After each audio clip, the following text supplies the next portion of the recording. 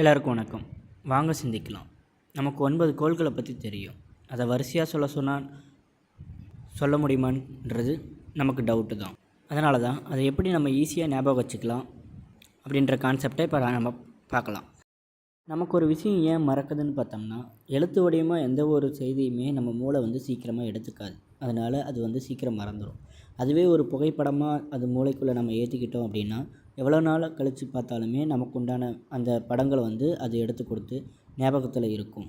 அது மாதிரி தான் இப்போ சில படங்களை நான் காட்டுறேன். அதை ஃபாலோ பண்ணி அதை ஒரு கதையாக சொல்கிறேன். அப்போ உங்களுக்கு என்ன ஆகும்னா, கடைசியில் எப்பயுமே மறக்காத மாதிரி ஒரு அனுபவம் கிடச்சிரும். இதை கொஞ்சம் ரிப்பீட்டாக பார்த்தீங்கன்னா உங்களுக்கு ஈஸியாக புரிஞ்சிடும். சரிங்களா? வாங்க கான்செப்டில் போவோம். புதினா, வெங்காயம், பூண்டில் செய்த வித்தியாசமான சட்னி, யூனியன், நெசவாளர்கள், புகழாதாரம். இப்போ பார்த்த இமேஜ் தான் நம்ம 9 கோள்களை ஈஸியாக நம்ம ஞாபகத்தில் வச்சுக்கக்கூடிய ஒரு யுக்தி. இதை ஒரு கதையாக சொல்கிறேன்.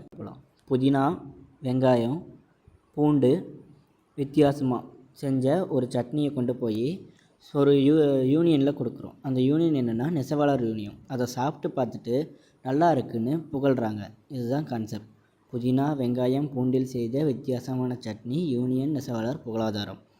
என்னடா 9 கோள்களை டீட்டெயிலாக சொல்லுவேன்னு பார்த்தா, புதினா, வெங்காயம், பூண்டுன்னு சட்னி ஆட்டுறதை சொல்லிகிட்டு இருக்கீங்கன்னு பார்க்குறீங்களா? அதில் தான் நம்ம கான்செப்டே அடங்கியிருக்கு. இப்போது சொன்ன கான்செப்ட் பின்னாடி இருக்கக்கூடிய கோள்களை நம்ம பார்த்துருவோம்.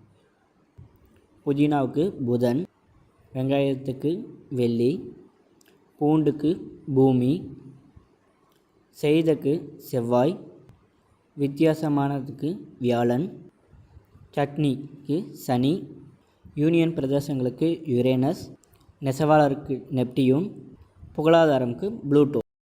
அவ்வளோதான், நம்மளோட கான்செப்ட் முடிஞ்சுது. இது உங்களுக்கு புரிஞ்சிருக்குன்னு நினைக்கிறேன்.